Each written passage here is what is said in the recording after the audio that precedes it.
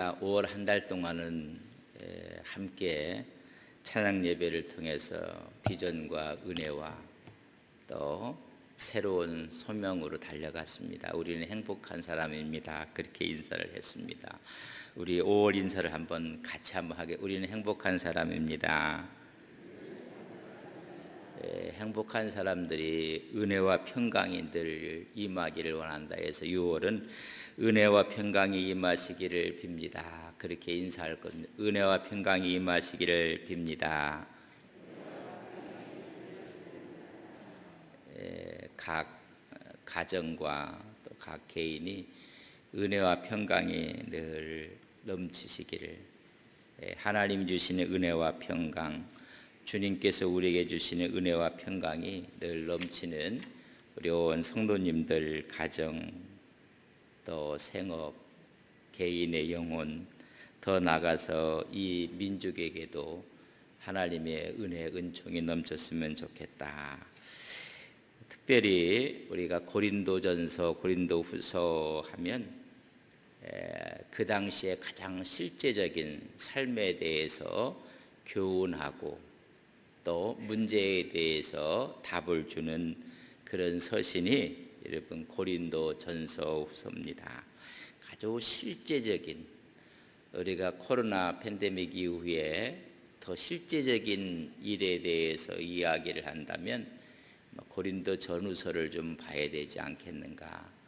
문제는 있는데 문제의 양상만 다를 뿐입니다.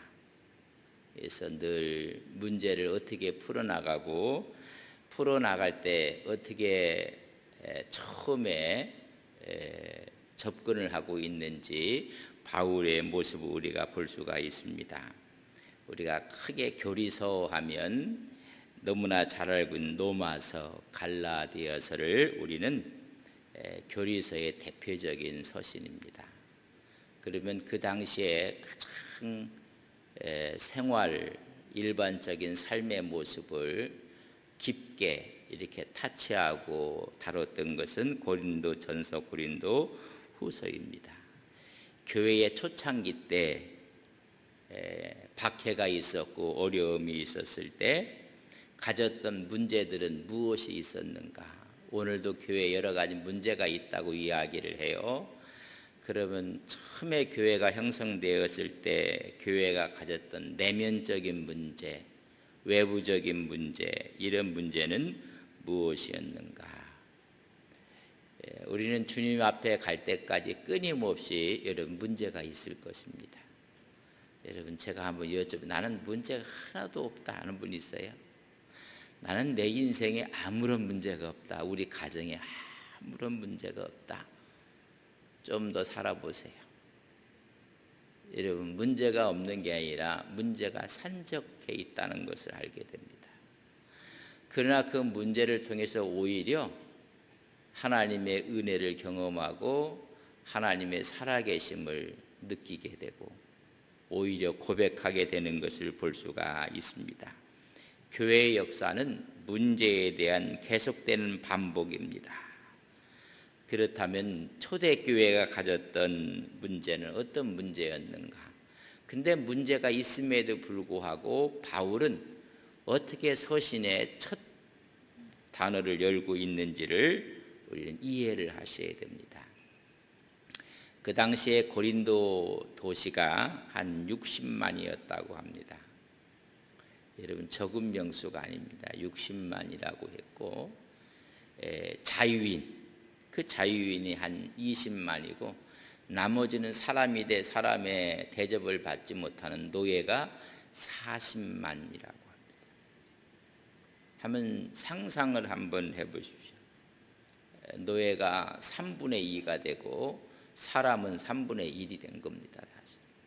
또 그런 가운데 거기에 다수가 헬라인이었고 수많은 노예들이 40만이나 됐으니 다양한 여러분 민족들, 다양한 인종의 집합소였다는 것입니다.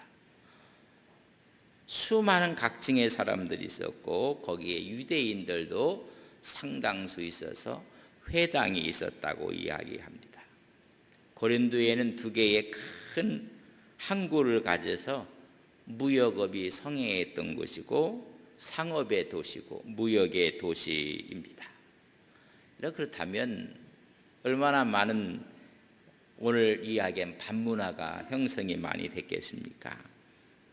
그리고 거기에는 특별히 우상을 섬기는 큰 신당이 있었는데 아프로디테라는, 거기에 종사하는 신전에 매여 있는 여성들만 1000명이 넘었다고 합니다. 여러분, 상상을 초월할 다신교적이고 아주 종교 혼합주의였었고, 그래서 고린도인이라는 말 속에는 방탕하다는 의미를 깊게 갖고 있는 대명사로 쓰입니다. 방탕하고 오히려 환락과 이런 것으로 쓰여진다. 그러니까 정신적으로는 너무나 암담한 것입니다. 그런 데가 고린도였습니다. 그런데 이곳에 교회가 세워집니다. 바울이 제2차 전도 여행할 때 그곳에 아주 이 환락의 도시에 1년 6개월 동안 있으면서 하나님의 말씀을 가르쳤다고 사도행전 18장 11절에 보면 이렇게 기록합니다. 1년 6개월을 머물며 그들 가운데서 하나님의 말씀을 가르치니라. 여러분, 너무나 우상숭배가 성행했던 곳, 상업의 도시였고 환락의 도시였던 그곳에서 1년 6개월 동안 하나님의 말씀을 가르쳤다고 이야기를 해주고 있습니다. 그래서 50년경에 2차 전도 여행 때 들려서 1년 반을 머뭅니다. 근데 이 1년 반을 머물 때 여러분, 성경에 보면 이렇게 기록하고 있습니다. 고린도전서 2장 2절에 오늘 말씀 보고 3절에 보면, 2절에 보면 내가 너희 가운데 거할 때에 약하고 두려워하고 심히 떨었노라.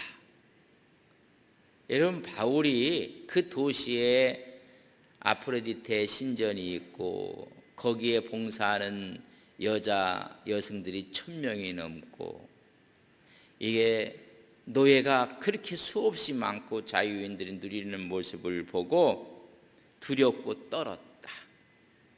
여러분, 1년 6개월 동안 말씀을 가르쳤던 그곳에 대한 바울의 인상입니다. 그러니까 영적으로 너무나 여러분 두려운 거예요. 그래서 고린도전서 2장 2절에 보면 내가 너희 중에서 예수 그리스도와 그가 십자가에 못 박힌 것 외에는 아무것도 알지 아니하기로 작정하였다고 했습니다. 내가 여기서 전할 것은 예수 그리스도의 십자가뿐이다 라는 것입니다. 왜냐하면 고린도의 번성, 고린도의 어두운 죄악상, 이런 심적인 억압에 두렵고 떨었다고 이야기를 하고, 내가 여기에서 복음 외에는 전할 것이 없다. 여러분, 우리 이 세상에서 지금 복음 외에 전할 것이 없습니다. 예수 믿으면 부자가 되면 이미 부자가 돼 있는 사람들이고요. 저 어렸을 때만 해도 아침, 점심, 저녁 세 끼를 잘 먹는다는 게 힘들었어요. 요새 그런 이야기하면 라면 끓여 먹으면 되지, 피자 먹으면 되지 그러는데, 여러분, 라면이 없고 피자가 어디 있습니까? 이 고린도 교회의 그 번성왕 앞에 바울은 두렵고 떨림으로 내가 전할 것은 십자가밖에 없다는 것입니다. 여러분, 이 시대에 전할 우리가 복음은 여러분 십자가 복음밖에 없어요. 교회가 많은 부분들을 했습니다. 그러나 지금 사회가 더 많은 부분들을 해요. 시에서, 단체에서, 기관에서 어른들을 위한 프로그램이나 여성들을 위한 프로그램이나 또한 어렵고 힘든 사람들을 도와주는 그런 프로그램이 여러분 교회가 지금 따라가지를 못해요. 저는 참 교회가 아름다운 일들을 했지만은 더 많은 부분들을 여러분 사회에 가고 있습니다. 이런 가운데 우리가 전할 것은 오늘 바울이 두렵고 떨렸는데 예수 그리스도가 십자가에 못 박힌 하나님의 메시아이심 외에는 다른 것을 알지 않기로 작정했다고 이야기를 해주고 있는 모습을 봅니다. 근데 이런 어려운 가운데 그는 그곳에서 정말 좋은 동역자를 만납니다. 여러분 어렵고 힘들 때 아굴라와 프리스길라 부부를 만나요. 여러분 거기에 실라와 디모데가 정말 어렵고 힘들 때 여러분 좋은 동역자를 만나는 것입니다. 우리 다 지금 어렵다고 하지만은 우리의 믿음의 동역자, 음행이 분파주의가 수많은 은사의 문제로 인해서 남용되고 문제가 있는 그곳에 여러분 좋은 동역자들을 붙여주는 것입니다. 하여튼 이곳이 고린도였었고 2차 전도 여행 때 1년 반 동안 있다가 3차 전도 여행을 또 떠나게 됩니다. 또 떠났을 때 에베소 지역에 도착했을 때 에베소하고 고린도하고는 거리가 상당한 거리가 있습니다. 근데 고린도에서 들려오는 소식들을 듣게 됩니다. 그래서 에베소에서 쓴 글이 고린도전서 후서를 쓰게 됩니다. 3차 여행할 때 이 에베소를 떠날 수 없으니까는 유일하게 편지로 서신을 보내 그들의 문제를 듣고 그 문제의 해결책을 쓰고 그래서 고린도전서 후서가 지금 있는데 두 권만 있는 것이 아니라 그 외에 더 편지가 있었다고도 이야기를 합니다. 서신이 오고 갔던 이야기들이에요. 근데 들려오는 소식이 너무나 교회에 문제가 많은 거예요. 특별히 고린도 교회에 당편 문제가 심각했어요. 그래서 사람에 따라 바울파다, 아볼로파다, 그리스도파다 이런 파당의 문제가 생겼습니다. 여러분 그뿐인가요? 소송의 문제, 혼인의 문제, 우상에 대한 문제, 여인들이 수건을 쓰느냐 안 쓰느냐 문제, 그것뿐인가요? 부활에 대한 문제, 또 은사에 대한 문제, 또한 헌금에 대한 문제, 이런 문제가 아주 다양하게 당면한 문제라는 것을 듣게 됩니다. 그래서 독신 생활에 가해서 처녀의 결혼에 대해서, 우상의 재물에 대해서, 성령의 은사에 대해서, 뭐 이런 부활에 대해서, 그러니까 크게 말하면 분파적인 문제예요. 오늘도 보면 하나가 되지 못하는 문제, 두 번째는 도덕적인 문제, 세 번째는 우상에 대한 재물에 대한 문제, 부활에 대한 문제, 또 은사를 가졌는데 은사에 대한 잘못 사용에 대한 문제들이 계속 이런 것을 알고 이제 편지를 쓰게 됩니다. 누가? 바울이 쓰는 거예요. 그러니까 하나님은 이럴 때마다 하나님은 하나님의 사람을 세워서 여러분 조정하게 하고 깨닫게 하고 알게 하고. 그래서 오늘 1절에 보면 하나님의 뜻을 따라 그리스도 예수의 사도로 부르심을 받은 바울과 형제 소도대네는 이제는 그들에게 편지를 쓰는 모습을 보게 됩니다. 이 편지의 송신자가 누구냐면 바울인 것을 이야기를 해요.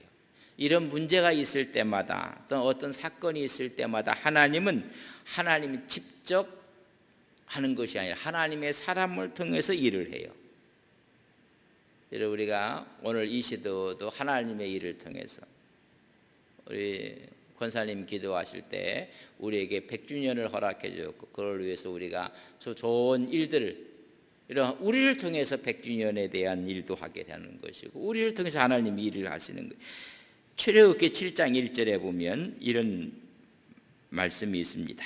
여호와께서 모세에게 이르시되 볼지어다 내가 너를 바로에게 신같이 되게 하였은즉 내 형 아론은 내 대언자가 되리라. 바로에게 보내갖고 그 이스라엘 유대인들을 구원하는데 여러분 누구를 세워요? 사람을 세워요. 근데 그 사람을 바로에게 어떻게 한다? 강한 신같이, 여러분 신이 아니에요. 그러나 신 같은 하나님의 권한을 줘서 하나님이 보내신다는 거예요. 그래서 대문자로 지를 쓰지 않아요. 이럴 때는 소문자로 써요. 그래서 하나님이 아니라 하나님께서 부여해 주시는 권능을 갖고 보낸다고 이야기합니다. 4장 출애굽기 16절에 보면 그가 너를 대신하여 백성에게 말할 것이니 그는 내 입을 대신할 것이요 너는 그에게 하나님같이 되리라. 누구예요? 나는 입이 뻣뻣합니다. 말을 못합니다. 하나님의 권능으로 보낸다고 했더니 그 일을 감당할 수 없다고 하니까 무슨 소리 하고 있느냐. 네 형 아론 있지 않느냐. 아론을 내가 그래서 너희 입 역할을 할 것인데 그에게 모세 네가 하나님같이 될 것, 신같이 될 것입니다. 아무리 유능하고 똑똑한 사람이고 말을 잘해도 네가 신으로 보낸다는 거예요. 우리가 하나님의 일을 감당할 때 그 사람이 모든 게 완벽한 것이 아니에요. 그 완벽한 것이 아닐 때는 여러 배 협력하는 사람을 보내서 네가 그 사람에게 신같이 될 것이니라. 신의 권위를 부여해서 보내는 거예요. 그래서 이것을 우리는 사도라고 하는 거예요. 사도. 그래서 오늘 말씀하지 않았는데 1절 1절에 보면 하나님의 뜻을 따라 그리스도 예수의 사도로 부르심을 받은 하나님의 대행자로 하나님의 정권을 받은 신처럼 내가 쓰시겠다고 이야기를 해주고 있습니다. 그래서 사도라는 것은 보냄을 받았다. 정권 대사를 누구에게로부터? 하나님으로부터 권한을 받았다는 것입니다. 그렇다면 하나님의 뜻을 따라 살고 하나님의 뜻을 따라 순종하는 바울을 이야기해주고 있습니다. 이렇게 하나님께서 사도로 부르신 것은 하나님의 뜻에 따라 되었다고 했습니다. 그렇다면 하나님의 뜻을 가서 선포하고 하나님의 뜻을 전하는 것입니다. 그렇기 때문에 사도는 업신 받을 수가 없습니다. 업신력. 왜? 하나님의 대행자로 신처럼 보내는 사람입니다. 그 사람은 하나님만 의지해야 됩니다. 그렇게 보낸다고 얘기했어요. 하나님을 의지하는 하나님의 사람으로 보내는 것입니다. 우리에게 이렇게 여러 가지 문제가 있을 때마다 하나님은 사람을 통해서 여러분 보내주시는 겁니다. 어떤 우리 칠부 여전도가 찬양을 했는데 각 여전도에서도 남성교에서도 여러 가지 문제가 있을 수 있어요. 그러면 그 중에 하나님께서 지혜의 영을 허락해 주셔서 그 일을 잘 무마하고 우리가 협력할 수 있는 여러분 그 중에 한 사람 하나님이 신처럼 쓰시는 사람이 있어요. 꼭 회장을 쓰는 게 아니라 어떨 때는 회장을 쓰시기도 하지만은 한 회원이 이러지는 생각을 하고 이런 이야기를 하는데 근데 그것이 하나님의 마음에 합당한 사람들을 하나님이 쓰신다는 것입니다. 그러나 가장 잘 쓰시는 것은 그 상황 여건 가운데 세운 자들 필요해서 회장으로 세우셨으니까는 그런 마음을 갖고 우리가 하나님의 일을 감당하고 해야 된다는 것입니다. 그래서 하나님의 뜻을 따라 사도로 부름받았다는 이야기를 해주고 있습니다. 거기에 소소데네도 함께 쓰는데 소소데네는 회장장으로 알려져 있습니다. 여러분 바울은 늘 자기가 혼자 했다고 하지 않아요. 그러니까 편지를 쓰면서도 자기 이름 하나 탁 쓰게 하면 자기가 더 멋져 보일 텐데 아니에요. 꼭 쓰면서도 바울 나랑 내 형제 소소데네는 그래서 이 회당장에 있던 사도행전 18장 17절에 보면 그런 회당장이었다고 이야기를 합니다. 자, 이렇게 쓰면서 누구에게 이 편지를 보내는가 문제가 많은 고린도 교회에 보냈는데 2절에 보면 고린도에 있는 하나님의 교회 곧 그리스도 예수 안에서 거룩하여지고 성도라 부르심을 받은 자들과 또 각 처에서 우리 주 곧 그들과 우리의 주 되신 예수 그리스도의 이름을 부르는 모든 자에게 한 점 부류가 아니에요. 고린도에 있는 전체 교회에 보내는 모습을 볼 수가 있습니다. 고린도에 있는 하나님의 교회 이 교회는 지금 당파 문제가 고린도가 심각했는데 이것은 하나님의 여러분 뜻도 아니고 하나님의 의도도 아닙니다. 여러분 교회는 원래 하나인 것입니다. 하나님의 것이고 그래서 베드로에게도 그에게 천국 열쇠를 줄 때 그의 신앙 고백을 듣고 나서 네 반석 위에 내 교회를 세우겠다. 이런 하나님의 교회를 세우는 것이지 베드로 네 교회 세운다고 안 했거든. 하나님의 교회를 세우는 것입니다. 근데 교회라는 얘기는 칼이라고 쓰는데 우리가 이것을 헬라어로 에클레시아라고 해요. 에크라는 이야기는 밖으로 아웃이라는 얘기 아웃. 그리고 카레오는 to call 불렀다. 어떤 곳에 있는 사람들을 여러분 그 외부에서 불러낸 사람들이 여러분 교회라는 것입니다. 이 예수님 당시에는 크리스찬이라는 단어가 보편화되지 않았어요. 그래서 먼저 보편화된 것이 뭐냐면 예수를 믿는 사람들 그 자체를 교회라 성도라는 이야기가 먼저 형성이 됐어요. 그래서 여러분 크리스찬이라는 이야기는 그 뒤에 이야기고 그때는 교회라는 개념이 여러분 성립이 안 됐어요. 지금 교회하면 우리가 이 안동 서부교회도 교회라고 하는데 그때의 교회의 개념은 그리스도의 몸 그게 교회였어요. 그리고 한번 더 들어서 성령의 전 그래서 하나님의 집 이런 것이 시대를 거치면서 이제는 교회라는 단어가 고착되고 정착된 것. 교회라는 의미는 진리의 기둥과 터, 위에 있는 예루살렘, 거룩한 나라, 성도들의 모임. 그것이 먼저 교회예요. 그것이 훗날에서 이제 우리가 쓰는 고유 보통 명사로 교회. 그러니까 교회 이전에 뭐가 있었냐면 여러분 성도들의 무리가 있는 거예요. 그리스도의 몸이 있고 주님의 진리와 하나님의 의의 기둥 위에 세워진 거룩한 나라 이런 개념이 먼저 있었던 것입니다. 그래서 오늘은 예수 그리스도 안에서 거룩한 무리, 거룩한 성도들이라고 이야기합니다. 그래서 오늘 고린도에 있는 하나님의 교회 곧 그 교회라는 의미 이전에 있었던 그리스도 예수 안에서 거룩하여지고 성도라 부르심을 받는 자 이게 더 교회의 핵심적인 요소였어요. 그들에게 편지를 보내는 겁니다. 근데 그 교회의 멤버들에게 말하기를 거룩이라고 했어요. 여기 앉아있는 모든 분들은 좀 거룩하신 분들이에요. 지금 이 시간 거룩 구분하여 여러분 하나님의 모이는 이 터에 오신 거예요. 거룩이라는 건 구분했다 그런 이야기. 내가 있는 자리를 구분해서 이 자리에 와서 앉아 있는 것입니다.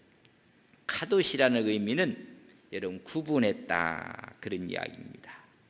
하나님께 시간을 구분해서 드렸다. 그래서 우리는 자력으로는 거룩해질 수가 없어요. 우리가 구분하여 하나님을 함께 왔을 때 하나님과의 연합을 통해서 우리는 거룩한 무리가 되고 구별된 무리가 된다는 것입니다. 그래서 예수 그리스도 안에서 우리는 거룩해지는 거예요. 그래서 이 초대교회가 엔 크리스토스 여러분 주 안에서 인 크라이스트 예수 안에서 구별됐음을 이야기해 주고 있습니다. 이런 자들에게 문제가 너무 많은데 인사하는 방법이 여러분 3절입니다. 우리 3절 말씀을 같이 한번 읽겠습니다. 시작. 하나님 우리 아버지와 주 예수 그리스도로부터 은혜와 평강이 있기를. 여러분 문제가 있을 때 이 은혜와 평강으로 축복하기가 너무 어려운데 오늘 접근하는 방법이 뭐냐면 하나님 우리 아버지와 주 예수 그리스도로부터 은혜와 평강이 있기를 원하노라. 여러분 이 한 달 동안 은혜와 평강이 임하기를 우리가 빕니다. 여러분 같이 한번 인사하겠습니다. 은혜와 평강이 임하기를 빕니다. 이런 문제가 없는 게 아니에요. 그런 하나님의 은혜와 평강을 먼저 여러분 축복하고 나가는 모습을 보게 됩니다. 이런 은혜와 평강은 하나님으로부터 온다는 거예요. 하나님으로부터 올 때 이런 그 문제들이 해결될 수가 있는 원초적인 여러분 이게 시작이란 말이죠. 여러분 우리가 은혜와 평강이 없어 문제가 생긴 거예요. 은혜와 평강을 은혜를 카리스라고 이야기해요. 이런 은혜는 값없이 받은 총에 하나님이 우리 인류에게 베풀어 주는 사랑이 여러분 은혜예요. 이런 하나님 베풀어지는 사랑을 받은 사람이 나타나는 현상이 뭐냐면 여러분 샬롬이에요. 마음에 평강이 나타나고 마음에 평화가 나타난다는 것입니다. 그래서 우리를 샬롬이라고 해요. 하나님의 은혜를 받은 사람은 마음에 뭐가 있어요? 샬롬이 있다는 것입니다. 우리는 행복한 사람이라겠는데 그럼 우리 마음속에 샬롬이, 이 출처는 어디냐? 하나님과 우리 주 예수 그리스도라고 이야기해주고 있습니다. 여러분 이런 주님의 은혜가 6월 호흡 부흥의 달에 우리 10년 가운데 은혜와 주의 평강이 늘 넘쳐나시기를 주님의 이름으로 간절히 축원을 합니다. 이런 문제가 없는 게 아니에요. 산적한 문제가. 그러나 이 문제가 은혜와 평강이 임할 때 일시 하나하나가 해결될 수 있다는 사실을 우리는 하나님의 말씀을 통해서 얻게 되는 것입니다. 그래서 은혜와 평강이, 여러분 그 당시의 문제는 지금의 오늘의 문제고 이 문제가 해결됐다고 해서 다음에 문제가 없는 것도 아니에요. 여러분 살아있는 동안 천성을 가는데 여러분 수많은 문제들이 있을 거예요. 그러나 먼저 우리는 이렇게 접근을 하잖아요. 은혜와 평강이 임하게 하소서. 그래서 그 문제는 하나님 말씀 가운데서 해결이 되는 거예요. 오늘 우리 사회 전체도 이제 새로운 정부가 출발을 했고 또 이 지역을 또 작은 풀뿌리 민주주의를 위해서 수많은 여러분 사람들을 세웠어요.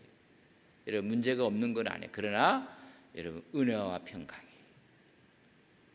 여러분 국가정부도 지방정부도 은혜와 평강이, 우리 온 성도들에게도 은혜와 평강이 한 달 동안 하나님의 이런 축복이 우리에게 함께할 것을 믿습니다. 우리 함께 기도합시다. 고린도 교회는 문제가 많은 교회였습니다.